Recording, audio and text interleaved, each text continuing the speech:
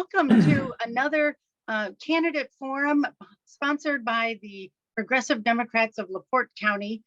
Tonight, we're focusing on county candidates. And so we have with us a few county candidates that have been able to join us tonight. But I want to start with the introduction from our County Democratic Party Chair, Dr. Cora. Thanks, Deb. Thanks for having me. And I also want to thank Steve and the Progressives for organizing these forums. It gives an opportunity for our candidates to present their ideas, and also an opportunity for everybody to ask questions. And if there are any clarifications on some of the things they might have heard, then those opportunities are prevented. So I think it's wonderful. You know, I particularly am so proud and happy to be part of this team because I know them. I have worked with them, and they bring to this ticket and to our county their experience. They're all well experienced in what they do. They have a track record of service and accomplishments for our county, and they have the willingness and they have the temperament to serve the public. I mean, it is so obvious when you meet them and you see them. And so I'm really proud of this team. So with that, Randy Novak has been the leader on that county council for several years. I've had the privilege of working with him. And, when you see some of the council meetings, those are not easy meetings. There are all kinds of diverse opinions. And Randy has a cool, collected way of bringing people together and making it work. That way, the work of the county gets done and appropriations are passed. And that way, we continue to move forward. I think that's the important thing. A lot of times people are so caught up in all the negativity, but I think our candidates focus on the positive things that they have done and the positive things they want to continue to do, and the accomplishments speak for themselves. Now, Mike Kellems is here, and Mike has been a law enforcement officer for many years. Everybody in LaPorte and South County knows who Mike Kellems is, and as a matter of fact, everybody in the county knows. But he's very well known in the South County and the city of LaPorte because not only has he served in the sheriff's department, but he also served on the school board in the city of LaPorte. And I've had the privilege of working with him because Mike served on the redevelopment commission when I was there as a representative of the LaPorte school system. And he has such a passion for service, and over the years he has proved himself serving the people, and he wants to bring his ideas as to how to make our county better and move forwards. And if Sheila Matias is able to join, of course, I've had the privilege of working with Sheila for several years and also on the county commission. She is very, very energetic and has great ideas, and she is not afraid of trying some new ideas to make sure that our county is headed in the right direction. Mark Igelski has been on the council for many years. Sometimes he gets caught up because of his work with the steel mills, but he has been a solid presence on the council. And also Lynn Spivak. Who doesn't know Lynn Spivak? She has served in various capacities as a county clerk, as a county treasurer, and so she has a very good knowledge of how the county government works. She knows most of the players, and then she'll be able to work with the rest of the team to make sure that the county continues to move forward. With that, Deb, thanks for giving me this opportunity. I'm going to turn it back to you. Great. All right. Well, thank you. So I think we'll start just by having each candidate just take a few minutes and kind of give us your background, tell us what you've done, where you've been, and of course, why you're running this year. And we'll start with you, Mike, just to do, alphabetical. Sure. So as Dr. Cora alluded to, I've been a policeman for 35 years. 32 of those I spent at the police department here in LaPorte. I thoroughly loved my law enforcement career, so much so that after I retired, I decided to keep one foot in it, and I continue to work as a police officer part-time out at the Purdue University campus in Westville. My entire life, public service, I've dedicated my life to working in a variety of capacities. I was a volunteer fireman for 12 years here in the county. As Dr. Cora alluded to, I served a term on the school board. During that same time, I was the school's representative to the Redevelopment Commission. I've been involved in lots of projects and lots of things throughout my career, and I firmly rooted in public service. In fact, our campaign motto is service over self. That's something that I've carried through. Anybody that knows me will tell you that same thing. And when I was presented with this opportunity to run for the council, I really thought long and hard about it. And I think it's a natural extension of my public service. And I believe that that's probably the best thing that I can bring to the county council. It's a great group. I've known them for years. I've worked with the council and the commission on various projects over the years. It's a great group of people, and I look forward to joining them. And I certainly appreciate this opportunity from the Progressive Democrats to get heard and get known a little bit more. Terrific. All right. Well, thank you. Okay. And then next up, Randy Novak, tell us about yourself, your background, why you're running again. Well, my name's Randy Novak. I've lived in LaPorte County since 1969. Been a longtime resident, very dedicated to LaPorte County. Couldn't think of a better place to live. Been married to my wife, Debbie, for 43 years. We have 2 sons, 3 grandchildren, and we love it here. With that said, as Mike kind of stated, I did 35 plus years in the fire service. So pretty much up till now, I've dedicated about 40 years out of my life towards public service. So being involved with the county now is a way to continue that. And as with the law enforcement, the way they do it, it's a service commitment, and we're committed to our area, to the people, and a giving to the people. So so this is a way for me to do that. I serve on lots of boards, and I'm very active in the community. This will be my 3rd term on the county council. The last 8 years on the county council, 5 of those 8 years I've been president, and 2 of the last years it's a Republican controlled council. So, and they still elected me president. So, and I appreciate that, because I try to bring some civility to the council, because some of the issues that were on there before I got on there was there was a lot of I don't want to call it chaos, but it wasn't quite as organized as it is now. And I try to run a good, clean meeting and keep everything moving, because as Dr. Cora stated, we've got business to do, and that's what we're there for. So with that, I appreciate the Progressive Democrats allowing us to be here, and I'm here to answer any questions. Terrific. Okay.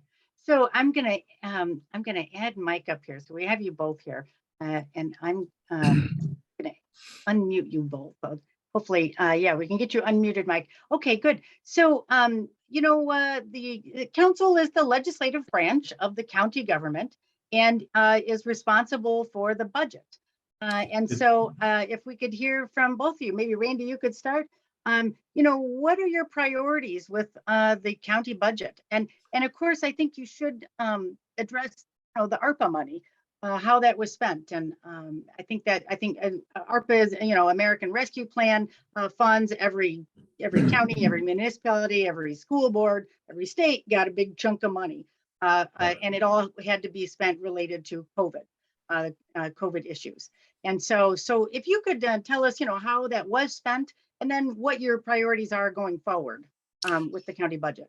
So obviously the county council's responsibility, pretty much their sole responsibility. Now, obviously we go outside of that, but our sole responsibility is the financial security of the county and handling the budgets. We set the budgets. We have a budget hearing tomorrow night. We have another budget hearing next Monday, because we're trying to get everything just right and trying to get it done a little bit earlier this year than last year. Last year, we ran into December, and it was just hard on the employees and everybody else. So we're really making an effort to try and get it done sooner. With that said, so financial responsibility is the key thing and the number one thing being on the county council. The second thing is keeping the county moving forward and growing and being financially responsible. So it's not a matter of just saying no to everything. It's, you have to have the feeling and the ability to know what to fund, how to fund it, when to fund it, and to keep the county moving forward, because we have to keep leaning forward and moving everything forward to keep improving the quality of life for all of our citizens here in LaPorte County. So with that said, the ARP funds, we funded some of the big things, and then I'll try and remember all of them.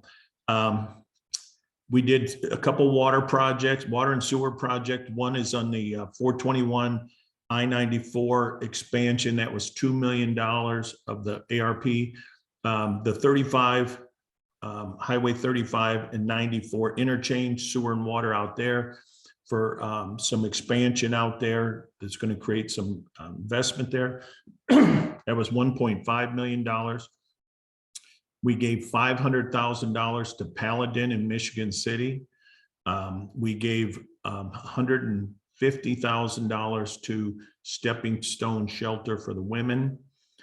We gave $50,000 to North Central Community Action Agency. They're going to expand the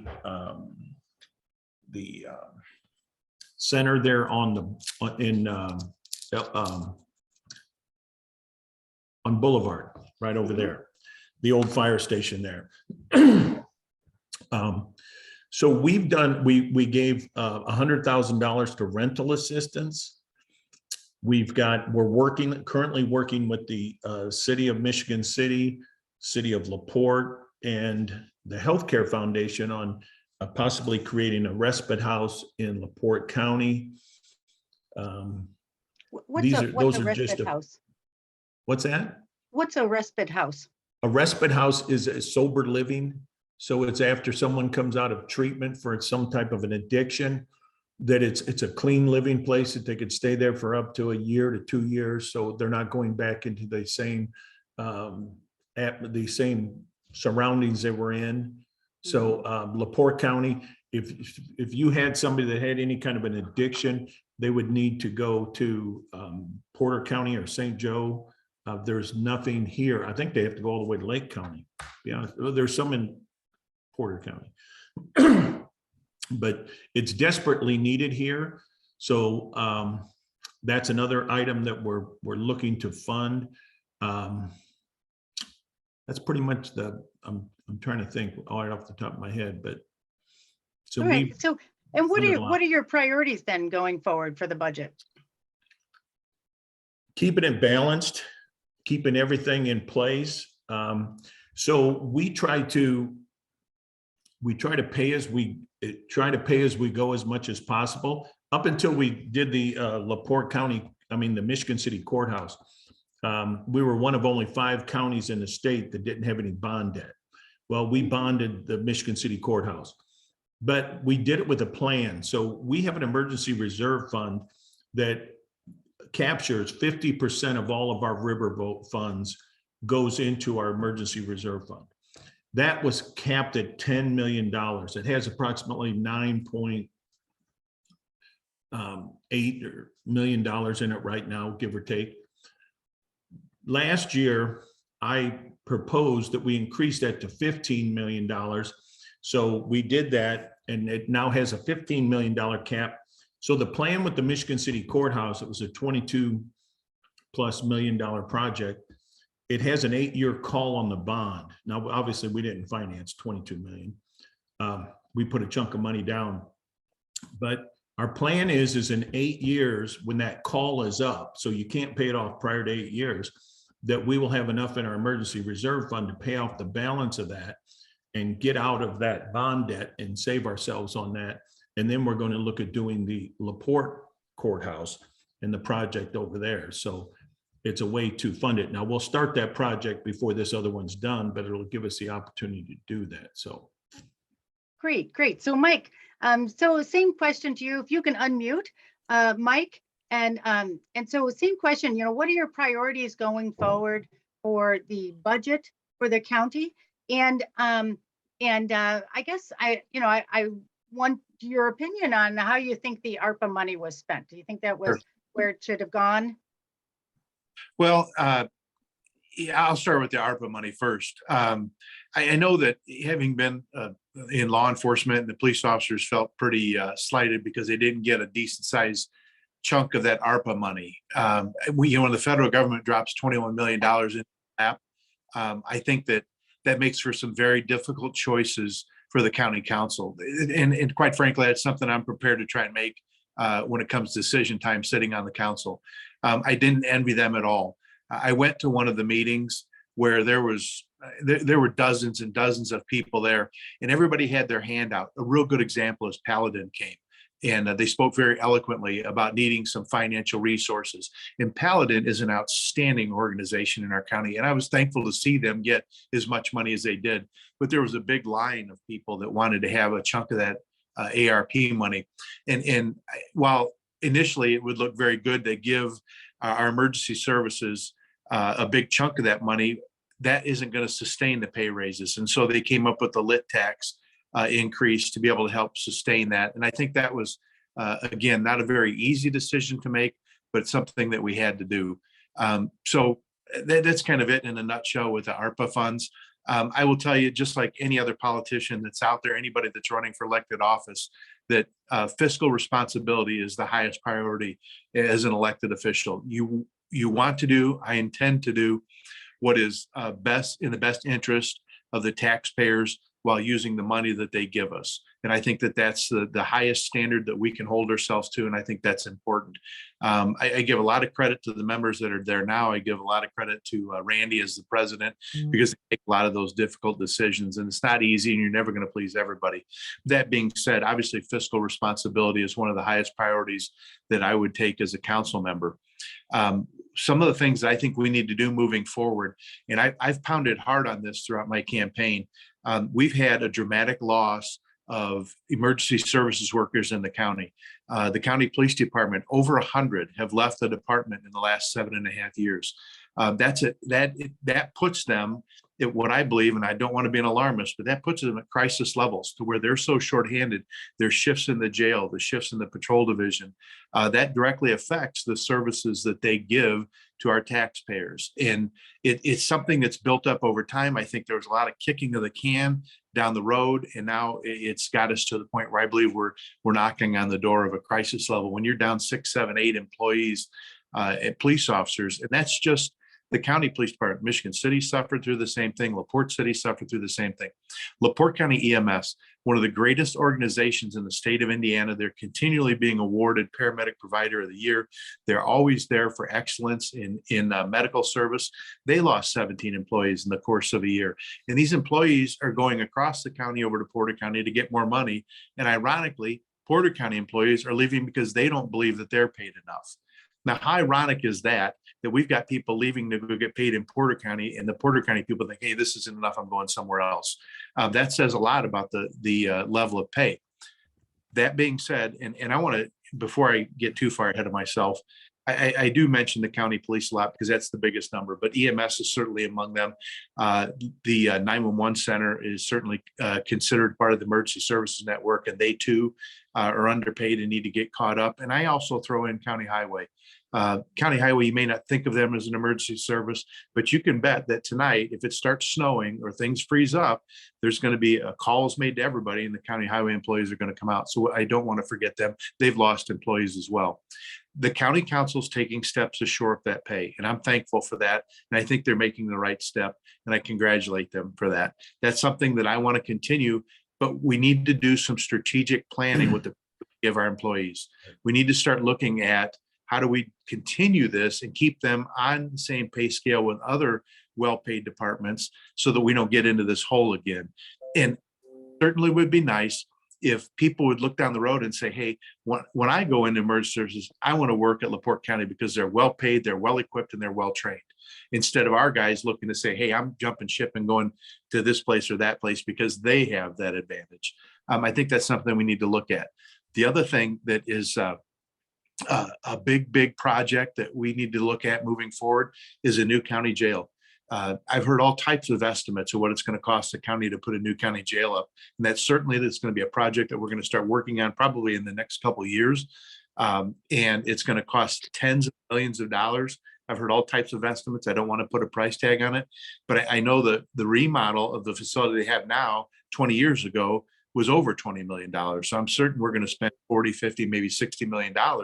And we need to plan for that. We need strategic planning for that.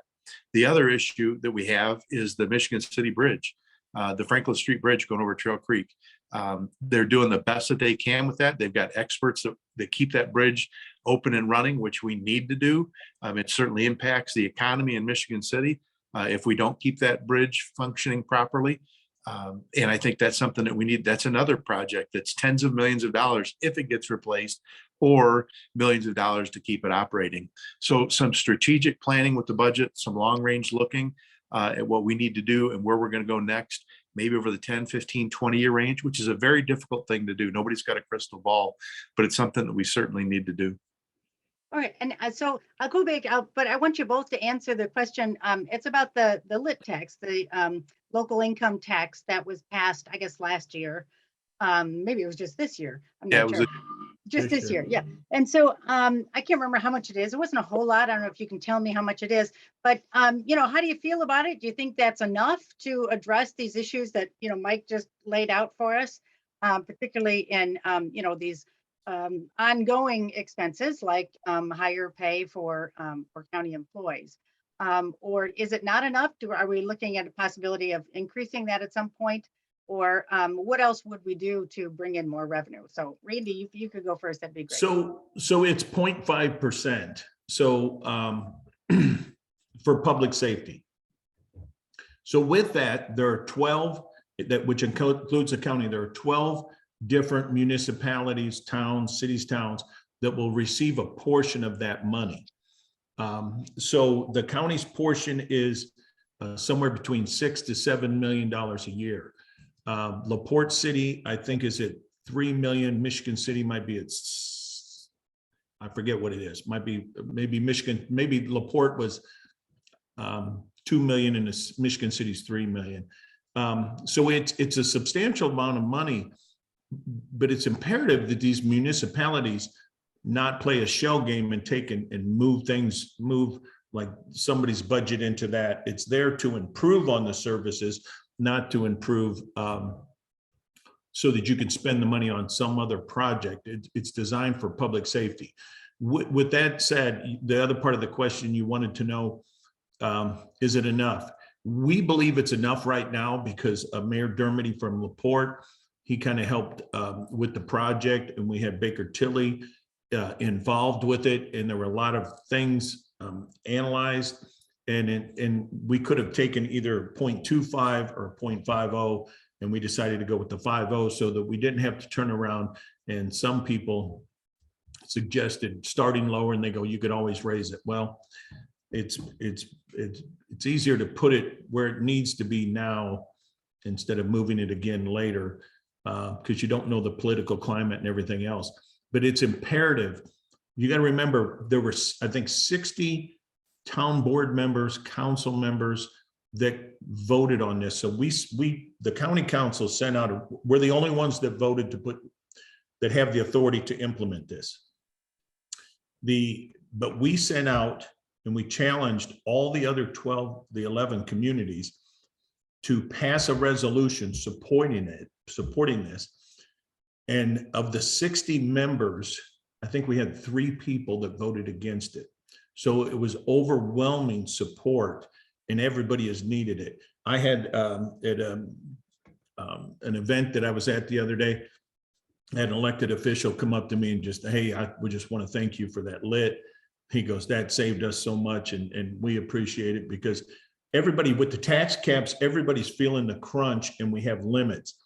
and we're able to right some wrongs with remember with the tax issues that we had for so many years, we weren't able to give raises. And now that we're in better shape, before we had the lit, we still had a cap. So we could only increase our budget by 5% a year. So if you give everybody a 4 or 5% raise, they're never going to catch up to where the other places are and where they need to be. So as Mike stated, we're taking some corrective actions this year, and we're really trying to fix that. And it was absolutely necessary at this time to implement the lit.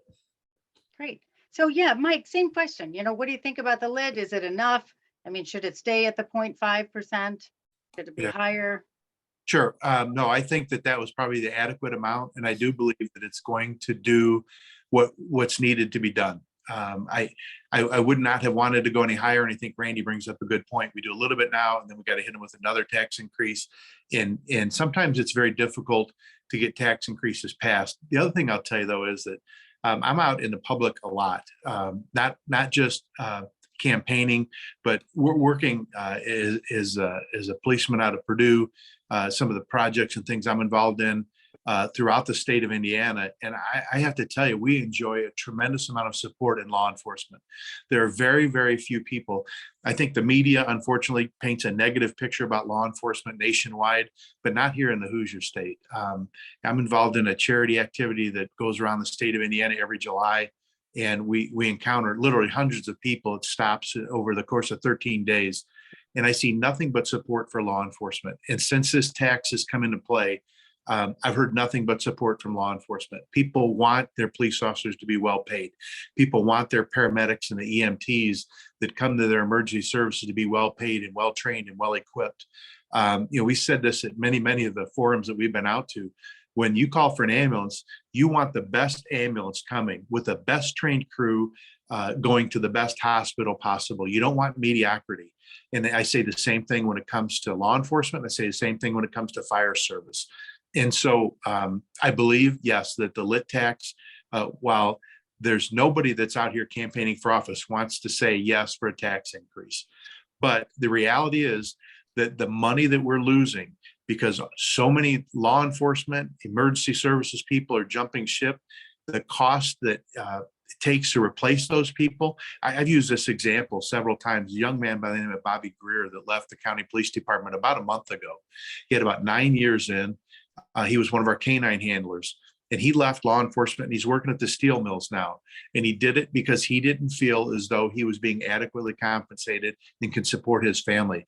And I'll tell you, I know all these police officers. Nobody's living in big fancy mansions. They're living in modestly as they can. They try and do the best they can. There isn't a policeman, a fireman, or anybody else out there that isn't working a second or a third job. I see guys doing that all the time. And so that means they're coming to work tired. That means they're coming to work overtaxed. And I think that this is going to provide the relief that is needed. I've seen some of the pay scales that hopefully will go into place when this budget increase occurs. That's only able to be done based on this lit tax increase. All right. Well, let's hope that does it. Okay, so we're happy to inform you that another of our great county candidates has joined us, and so I think if we can, we'll take a minute to let Sheila Matias introduce herself and give us a little bit about your background. Sheila, I know everybody knows you. I feel like I've known you for 30 years or something. So so tell us about your background, and you are running for re-election, of course. So tell us, why you're running again. Good evening, everyone. It's great to see familiar faces. There's a few names I'm not sure of, so always good to see my campaign buddies as well as people who are interested in the political process. Every time you have an election, you say this is the most important election, and I have to tell you, I've been around a long time. That's why I have white hair. And, this is a really important election for our democracy, and I have to say that when I started 4 years ago, I thought, I'll do this for one term and I'll help other people kind of get acclimated so that they can take over. There isn't anyone in the wings that can take over in this hard fought campaign that we're running. And I really think that experience is important here. So I'll tell you a little bit about my experience and then happy to answer any questions. So I'm a first generation American. My mother and father came in 1950 with a cardboard suitcase and money borrowed from a Catholic priest. I was raised in very, very modest surroundings in Cleveland, Ohio, where I put myself through school. The nuns and the priests saw something in me and always gave me books and food and things to survive. And so I put myself through undergraduate and graduate school. I moved here to Michigan City when I was just out of college. And so I consider this the only home that I really have been an adult in. I was an English teacher in the Portage Township schools. I did that for 5 years, and then I stayed home and had a large family. I have 5 children and a stepdaughter, so I have 6 kids that I've raised. Best job ever, hardest job ever. And I have to say, I've done a lot of cool things in my work life, but nothing is more important to me and a bigger accomplishment than my children. So when I was a stay-at-home mother, I found myself getting interested in things that were happening in the neighborhood, things that weren't working right. And my first campaign was, I got involved in some environmental things. I started a group called Mothers Opposed to Pollution when we tried to beat Stericycle, which was a medical waste company that was going to put a medical waste processing facility right in the neighborhood off of Highway 12, which is kind of the I don't know exactly what the kind of the Tall Timbers neighborhood, that area behind 12, where there's a lot of people of color and people who are more economically disadvantaged. And it made me really mad. And the more I found out about that, the more I realized it was really not going to be productive for the community. So that was one lesson I learned very early on, is that just because people say that they're going to give you a few jobs doesn't mean you should sell out your community for a couple of bucks. And so that has been a lesson that has stuck with me. And even today, when I'm working with Randy and hopefully Mike soon on economic development, we want to be sure that our community is growing in a smart way, in an environmentally sensitive way, because once you make those decisions, there's no turning back. If we had accepted that medical waste company, which I think at the time said that they had 18 jobs, the impact on our community would have been really, really negative. So fast forward, I did that for a while. I worked on playgrounds and things that were important to my family and to the young families that we hung with. And then someone challenged me to run for city council. And I said, I don't know how to do that. And the more I learned about it, the more I realized, well, that may be something that I'd be good at. So I was on the city council while I was a stay-at-home mom. I did that for 8 years. And I really learned how government works and how the pieces fit together. And then I was challenged by my girlfriends are stinkers. I was challenged to run for mayor, and I said again, like, I couldn't do that. I'm not that good with money, and back in the day we had to balance our checkbooks down to the penny, and I was like really not good with that. But online banking has been a savior for me. But I ran for mayor as a grassroots person, basically saying everyone should have a place at the table. And that's been sort of my credo all along, is that, we are in this community, in this county, and if we can contribute to make our part of the universe a little bit better, then we have done well with our skills. And so I was mayor for 2 terms. I did leave 6 months early. Happy to talk about that. I did that because I was moving and I wanted my 2 girls to start in their new school in August. And I was sitting as a lame duck mayor. And those of you who know me know that I'm not good at lame duck anything. I had all my projects lined up. A person had run in May, who was my controller, Chuck Oberly. He was ready to take over. And I wasn't going to be able to sit on my hands for 6 months while I watched the clock tick. So I did leave 6 months early so that I could get my girls settled in their new school and start kind of the next chapter of our lives.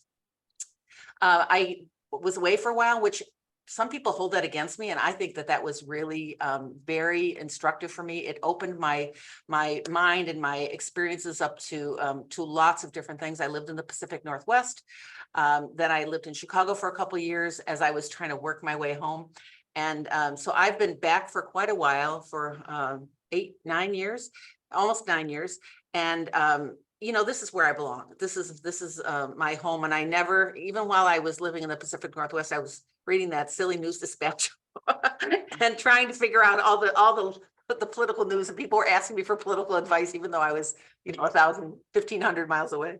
So I'm a person who believes that when you live in a community, you should contribute. And I love the work that I do. I believe that we have a really good team. I'm particularly proud of this Democratic slate. I've been on other slates before, but this slate they're full of really good, well-meaning and well-intentioned people who are problem solvers and not fighters, not disrespectful, not about, one-upping each other. It's a team that really works well together. And, you know, Randy will tell you, he and I have been friends and colleagues for almost 40 years. And there are times we do not agree on things, but that's what democracy is all about. You should be able to disagree about things, come up with where the common ground is. You know, I believe you should legislate from the middle, because that way you try to take care of the most number of people. My sweet spot is economic development. That's what I really focused on when I was mayor of Michigan City. And I really learned a lot about how important it is to quality of life. So I focus a lot on job growth and making sure that the companies that we're attracting are not just good for the minute, they're good for the long term. And then the other thing that I've worked on, and I really didn't think that I would be the broadband expansion guru, but when I was running, I learned from our farm community. You know, most of us don't know that farming is a huge economic driver in our county. Unless you're down with Mike Kellems down in South County, you don't realize that, you know, it's a huge economic driver. And when I was talking to farmers a couple of years back, they were showing me their drones and their iPads and telling me about measuring irrigation and seed quality using technology, and how it was a challenge for them because there were times that the internet was dropping off and they couldn't, take care of their business development and their business growth. And then of course, we had COVID, which shone a very huge spotlight on how important broadband is for every single child, every single family, every single small business. There were people who were doing telework at home, working virtually. I mean, millions and millions of us were doing that. And if you're in an urban center like Michigan City or LaPorte or even Westville, you've got good broadband. You start going away from those places, and the model that American infrastructure was built upon is they make their money where there's a lot of people. And once the people start being one house every mile, it's not lucrative to the big companies. So they don't want to do it. They've told me they don't, sorry, unless we can get a return on our investment, we are not investing in that area. And so what we have done, and with the help of the council, I have to say it's not a one-person show here. We have built a team. The Rural Broadband Task Force is full of business people, healthcare, education, council, our state legislators, and we are all working on this together. So we just landed over $7 million in state funding, which comes from the feds, comes from the infrastructure dollars from the federal government. We've had significant multi-millions of private investment. And one of the unintended consequences of us really kind of ratcheting it up a little bit is that the companies that are internet service providers, the AT&Ts, the Acmes, Surf Broadband, all of those companies, they now know we have them in our scope. And now they are saying, well, wait a minute, Surf Broadband just said they're going to invest another 10 million of their own money to add to the pot. So we have over 11 million in private and public investment already ready to go. And they just announced another 10 million of their money, not our money, their money, which is of course the perfect opportunity. So I really don't want to ever walk away from a problem that's not finished and solved. We have done a lot of great work around broadband, but with good Dems in place, I think that we can accomplish a lot over the next 4 years, and I am looking for that opportunity to have your support so I can continue solving those problems.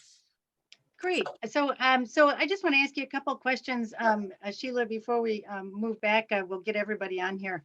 But you're on the county commission. Of course, you are the executive side of the government here in LaPorte County. But this has been, the county commission has been, of course, one of the most contentious groups in anywhere around. I mean, and it's just been so loud and ugly. And I wonder, how do you feel about that going forward? I mean, I know that you can manage people, but this has just been really just so difficult, and it seems to have really kind of interfered with with the projects and Right. moving forward. And it's not, and it's not just your one Republican, or well, you have two Republicans, but the one in particular who tends to stick his foot right in a pile of all the time, and really, I think it really jeopardizes a lot of the goals of the county. And there are, of course, a couple of other county elected officials who also are just determined to kind of, dam up the process Right. and keep things from moving forward. So what's your plan to try to, I guess, minimize the negative impact of that on your goals and what you want to do for the county? And of course, and the specific question, if you could address, is you mentioned, so I guess it's like 20 million now, 21 million piled up, ready to go on broadband expansion. And if you could just tell us, is that enough, or how much more do we need? And why you're talking about that? I can answer that really quickly. It is not enough. So we've done lots of hard groundwork on the broadband issue. We, with the help of the Healthcare Foundation of LaPorte, we did an engineering study of LaPorte County, and we used a company that has done this for other counties across the country. So they broke down our county into townships and gave us a price tag and some detailed information on the infrastructure that would be needed for each township. And when this was in 2021, we completed that. So these are 2021 dollars. And to do our entire county was 82 million in 2021. 82 million. So while 11 million is a great progress, and another 10 on top of that is 21, no, we are not there. And that's one of the reasons why I said I've got to do this one more time, because I want us to be so far along that we won't be able to stop it, because it's important for our families, for business, for our future development of our county, and for quality of life. We have to have equity in broadband. We can't have pockets of people who don't have it, pockets of people who do have it. It's, this is America. And for me, that's a really key issue. So to the other more thorny issue. I'm sorry, can I just ask another question about that? So, the infrastructure bill is bringing, $9 billion to Indiana. Is there, as I understand it, that money is for the most part going to go to be beefing up the INDOT budget, as well as the state revolving loan fund budget. And I'm wondering, is that an opportunity using the revolving loan fund? Is that an opportunity for this project, or is I believe our federal administration believes that broadband is part of infrastructure now. Of course, they thought childcare was too, and we didn't get any money for that either. But so can you speak to that at all? So I can't speak to the revolving loan fund because I don't have all the details on that, but I will say that the feds have put a lot of effort behind broadband. It's now, I think COVID, if there's any silver lining to COVID, it's that it woke people up who didn't want to think about it, that we couldn't wait for private investment for corporate America to solve this problem, that we had to really, it's not a luxury anymore. It's an essential. It's like electricity. It's like, Right. sewer and water and heat and all those things. It's required. And so I don't, the feds are sending the money down. What happens when it gets to the state, and you probably know this better than a lot of people do, is that it gets to Indianapolis, and then it gets all complicated. Everyone's cutting and slicing it and dicing it and making it more difficult. One of the things that we did that I think has really, we are now getting calls from other counties across the state saying, how did you do it? They keep talking about LaPorte County, and that's intentional on our behalf. We want them to talk about us. We want to be the model child of broadband so that we can be the first to get the money. That's why when they named us a broadband ready county in January 2022, first in 2022 to have that name, and that's because Okra saw the work that we're doing. We've had best practice people from across the state come to talk to us, from across the country come to talk to us, so that we could learn from them and be at the top of the pile. So there's, I keep saying it's a heavy lift, and I can't say that enough, because it's really a complex issue. And while there may be lots of money moving around, there's no process yet to get all that money. And so once, we're in the queue, and that's our intent, is to stay vocal and prepared and studying, so that when the money, the spigot turns on, we are right in the front of the line. I see. So if I could talk about the other messy issue. So yeah, I try to break it down. I've been in and out of politics. I was gone out of politics for about 18 years, but before that I was, I told you about my background. So I think I've got some pretty good political chops and political experience. I've never, ever seen it like this. I've never been called the names that I've been called. I've never had the disdain and the disrespect that, it's hard to be a woman in politics. And, I know everyone on this call is supportive. Well, I presume there's a lot of support on this call, I should say. But it's not easy to be a female in politics, no doubt about it. But, I can take it. I raised a lot of kids. I've been at the table negotiating with unions. I'm okay with people not agreeing with me and discord and all that. I'm okay with confrontation. I'm okay with that. What I'm not okay with, and what Deb, you spoke to, is there is no need for hatred. There is no need for name calling. The same things we said to our children when we were raising them is, no, you don't use those kind of words in our house. I mean, honestly, I'll share this with you just as an aside. I was I'm the president of the commission, which I'm very proud of it. My colleagues are Republicans, I'm a Democrat, and I am the president. This is my second out of 4 years being president. So I'm happy that I have the ability to manage meetings, but whether it's the effect of what's happened at the national level with disrespect and discord, but there's a lot of people who come to meetings intending to be poorly behaved. And that's a new thing. That hasn't been the way it has been all along. So as I was saying, a couple meetings ago, I was gaveling someone because they were yelling and screaming and saying ridiculous things. And Friday, my mom instinct came forward, and I almost said, "Okay, time out." And then I was like, "Oh dear, that's probably not appropriate." But I could feel myself getting to the point where I wanted to say, no. I've had to call a couple breaks in meetings because people were so, acting out. And that's unfortunate because, they make fun of me for saying it's a business meeting. I see my Republican friends have been saying, she keeps saying that it's a business meeting, but it is a business meeting. You're doing the business of the people. You're doing the business of the county. There's important decisions, and I'm being accused of trying to make government seem more complicated than it is. Government is complex. It's not back in the day where a couple of people sat around at a table in a barn and said, "Hey, where should we put a road?" I mean, it's complicated. Government finance is complicated. All of the projects, law enforcement, emergency responding, the judiciary, all the buildings that we manage, from animal shelter to fairgrounds. I mean, all those things make for a complicated operations. And so the commission is in charge of operations, and we work with the council, which is in charge of finances. And our goal is to try to meld the efforts together so that we can do the right thing. They are managing the money, and we are trying to manage policy and making decisions that we can get them to fund. So, my challenge and my goal is to continue to try to bring harmony and respect. And I call it like I see it. Most of you know I'm very much of a straight shooter, and I will call the meeting. I will gavel people, and I'll call the meeting, even if they say I'm trying to stifle them. The new rumor is that I put in mute buttons in the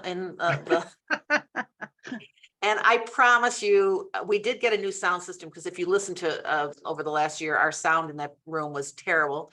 And so we did hire a company to come in, and unbeknownst to me, the company recommended a mute button because the judges use that room. And there are times where, people are acting out and the judges prefer to have a way to control that. And then, they made a recommendation. So I actually don't even know how to use the mute button.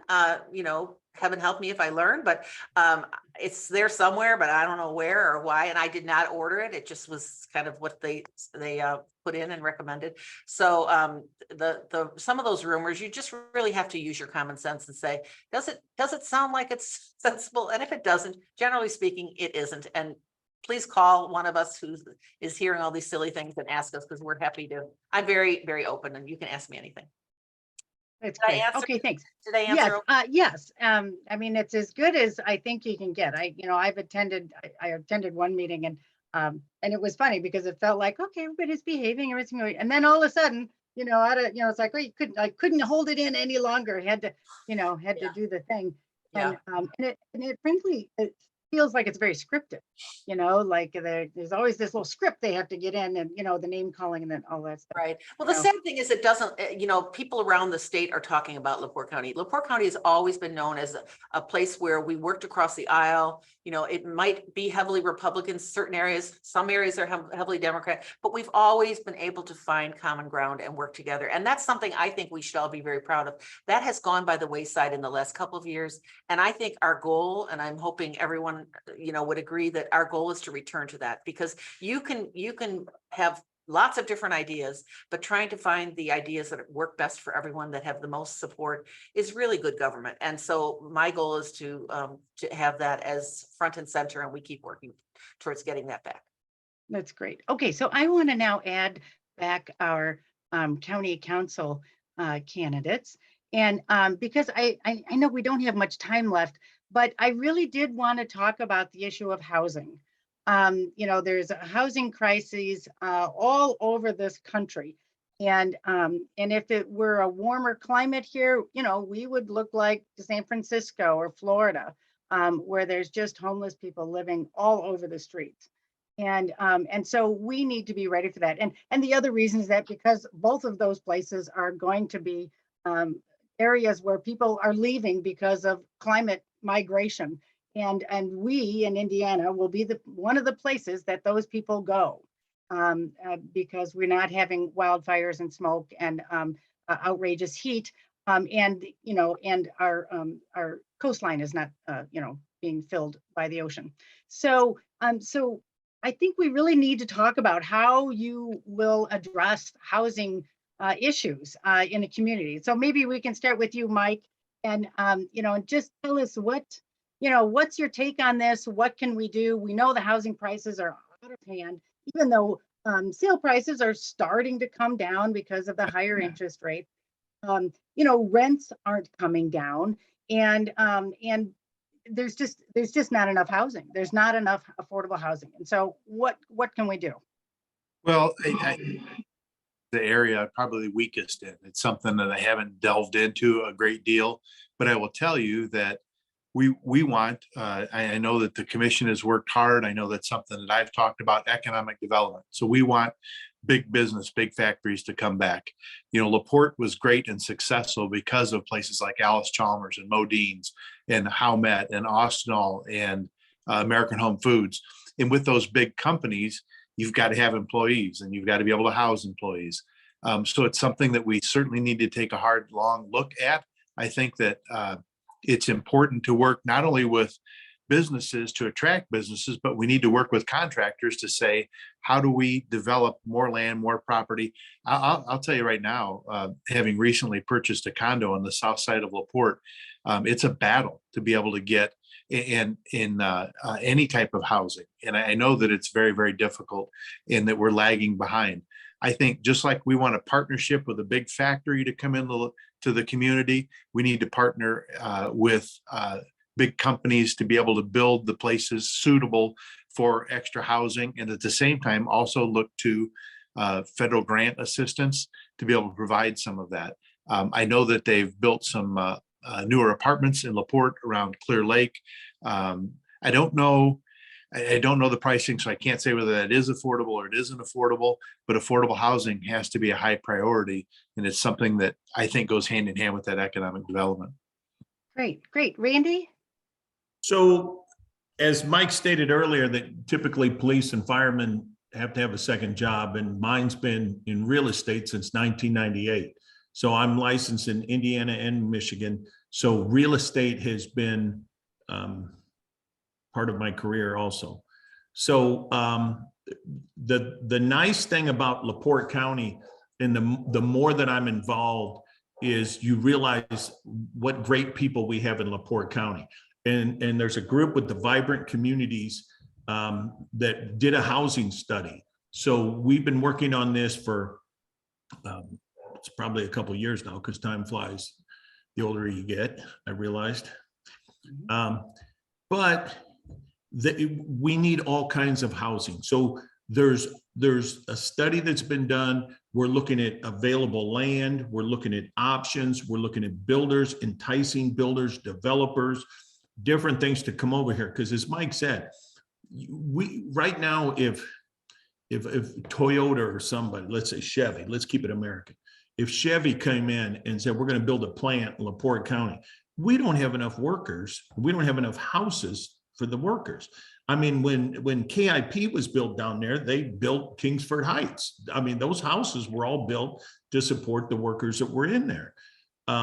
So we need all kinds of housing, from condos to high-end executive homes to starter homes and everything in between there. So there is a tool, and I know that the mayor of LaPorte is looking at, they just annexed some property just outside of the city. And there's a tool called a HO grant that is it's for residential housing expansion. So it helps you with the infrastructure and everything else, but you only get to use it once. So if LaPorte uses it, they get to use it once. If the county uses it, you get to use it once. So we're being very selective as to where and when and how we expand that, because you need to do it in conjunction with city services, because you don't want to increase expansion outside the cities without sewer and water. And that's the other thing that why we're extending it outside of Michigan City up there. And then we're working very closely with 39 North up there to improve the water system up there for more expansion. And then the county has a sewage board that is a freestanding, that is outside of the commissioners or the council. And they're doing a lot of work up there in Hudson Lake and different places up there in Rolling Prairie, getting sewers to these small communities that absolutely need it, which would improve the living there. So it's a very big project, as Sheila said about the broadband, and creating, turning the housing around in LaPorte County is not an easy task, but it is something that is definitely on our table, and it's a priority. So Deb, if I could just jump in, because go ahead. Mike raised the point about working with housing developing companies. So we do we're on the radar for some national housing developer companies that go around and build suburbs, and they build condominium projects. They build affordable housing villages. And our economic development, that's part of our economic development approach, because we know that our county has lots of great ag land, and we want to be really smart and really intentional, I would say, about where we build homes. We don't want to take just because somebody has a few bucks, they go and they buy 1,000 acres. That may be 1,000 acres that should really be preserved for farmland, but there may be other acreage somewhere else that has broadband, has sewer and water, has all the amenities that make for a good building site. So we want to be really intentional and really mindful, because as I said, once you make these, and if you look the way all communities across America have developed, most of them haven't developed in a very smart fashion. They just kind of develop, by happenstance. We've gotten better at it with planned unit developments and with, more intentional design. But here in LaPorte County, we want to take advantage of what mistakes have been made other places, so we don't make the same mistake. And I think that will make us better and smarter. So there are plans that we are courting some big companies that are looking at land, but we recently had a project where, you know, the farm community said, no, that doesn't belong here. This is, you know, in the middle of dairy farms. And so it did not go forward. And I think that was a really good example for us to say, you know, let's not, just because we know we need new housing doesn't mean we just grab at anything. We want to be really make sure that we're being intentional, because those mistakes or successes are generational. They will impact us for years to come. There is a question that I want to ask Randy to start. Angie's asking about the county home, Randy, and I would love you to. I was almost gonna. I could jump in, but you have the. Chomping at the bit about that. So. Deb, I don't So- mean to railroad your conversation, but you know, I know that's, everyone's heard all of that, and it probably is good just to get that out on the table. I'll try and keep it quick. So the county home, we tried 3 different times to get grants to develop the county home and to expand it into a veterans home, a drug treatment center, all kinds of mental health, all kinds of different things. Jackie Walorski's group toured it to do a veterans home, walked in and walked out, said, no, that needs too much money, it's bad. It was, the price tag we had was between $6 to $10 million to bring that up to make it usable. So think about it. So you no longer, when it costs $6 to $10 million, it's no longer an asset. It's a liability, and it was sitting there and it was deteriorating. And the reason that the residents went away is because the state, I think it was called an ARCH program, where it paid for residents to be in there, went away, and they eliminated that. So eventually there's no way for residents to get any kind of state funding or anything to help pay to stay there. So it had an end date in sight. So the council and with the commissioners, we talked about what are we going to do? Like I said, they applied for grants, did this, did that. In the meantime, I toured it several times. It's deteriorating. It's full of asbestos. It's full of lead paint. It's full of rodents. It's got mold in it because the water pipes broke, because you got to keep it heated. It was costing us like $300,000 a year to keep it just going and with nobody in it and keep everything moving.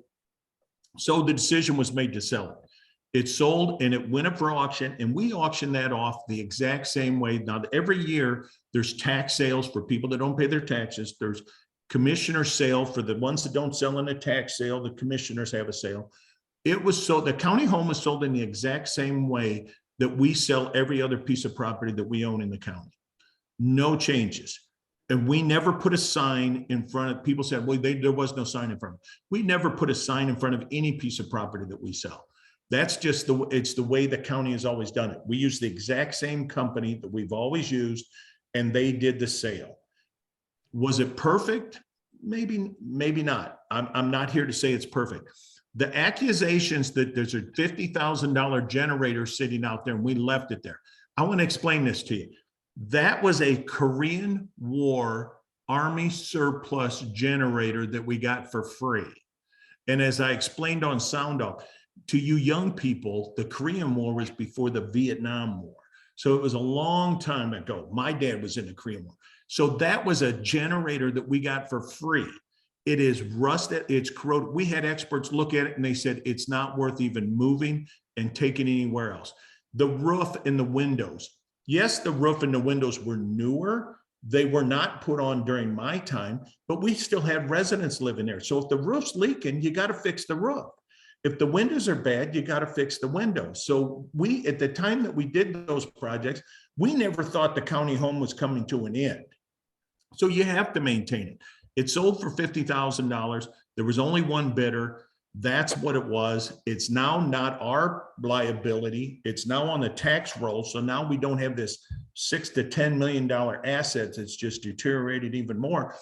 And if the county were to go in there and remove the asbestos and everything else, it would cost us hundreds of thousands of dollars to do that.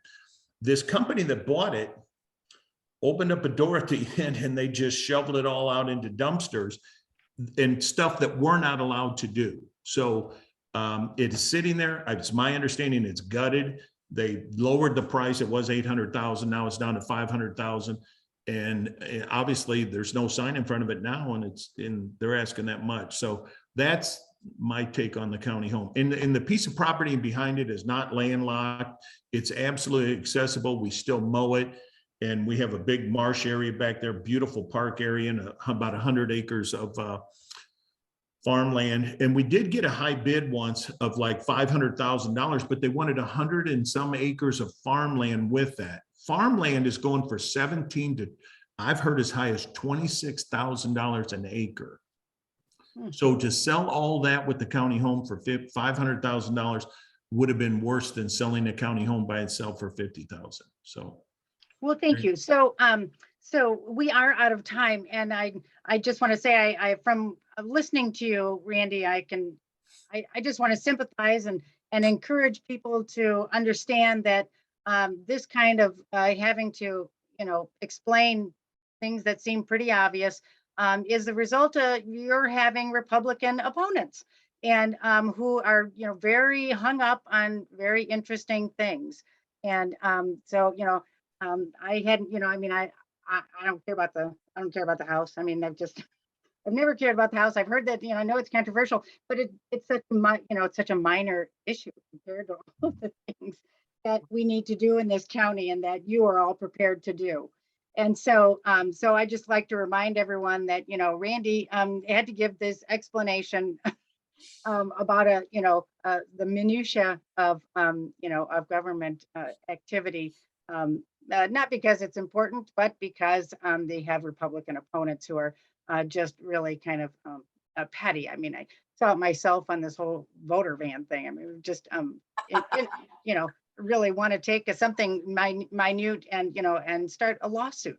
Like, so anyway, so I hope everyone gets that point, that these are terrific candidates who are really, well experienced and well prepared to move LaPorte forward.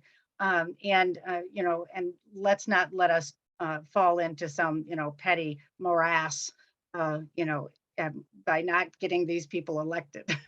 So, so I know everybody knows you. I'm not going to ask you to make a closing statement unless you really feel like there's something you have to say. I think you're all terrific, and I think, and I appreciate your being on here and talking about all these issues, because I think these are important issues. Thank you. So, all right. So yes, thank you very much. And that, will close us out for the evening. I do want to remind people that early voting has started, and it is in these 4 locations in LaPorte County. It's at 803 Wabash, at the little strip mall where the health department is in Michigan City. It's at the Cool Spring Library branch on 400 North and Johnson Road.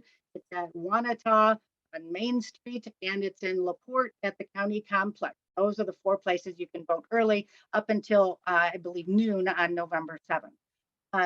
If you feel you need an absentee ballot, you have until October 27th to request one. And it will come in the mail to you, and then you will complete it at your home and send it back, and it must be back to the county clerk by November 7th. And of course, the big election day is November 8th. So please get out there and vote. If you have any questions about where to vote, also want to see who's on your ballot, go to indianavoters.com. You can find out the hours of early voting, the locations of early voting, how to get an absentee ballot, and who is on your ballot. And I encourage everyone, as always, to make a plan to vote. Think about, when are you going to vote? Don't let this period of early voting slip past. Make a plan, pick a day. When are you going to go vote? How are you going to get there? Where will you vote? Who will you bring with you to make sure they also vote? And think about who you will vote for. So thank you, Sheila, putting your campaign website in the chat box. That's votesheilam.com.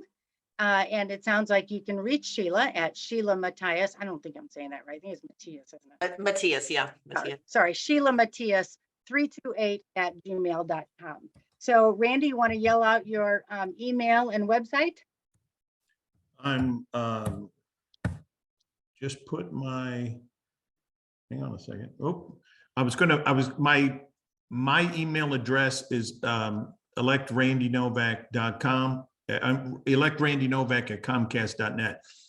Okay. But also, you'd notice if you look on the county website, I'm the only council member that has their phone number up there. So you can call me anytime. My cell number is 219-877-7069, and I'll put that in the box down here. So if you call me, I'll either answer you right then, or I will promise you I will call you back as soon as possible, because Okay. that's one of my pet peeves. So thank you. All right, great. Mike, tell us your contact information. Don't bother to put in the chat because we're going to be closing out very quickly. Sure. Mike Kellems for County Council on Facebook, and kellemsforcouncil@gmail.com is the best way to get a hold of me. Thank you very much for having this. Terrific, terrific. And thank you so much. It was a really great conversation. So, all right, Yeah. good night. Thank you. Bye, everyone.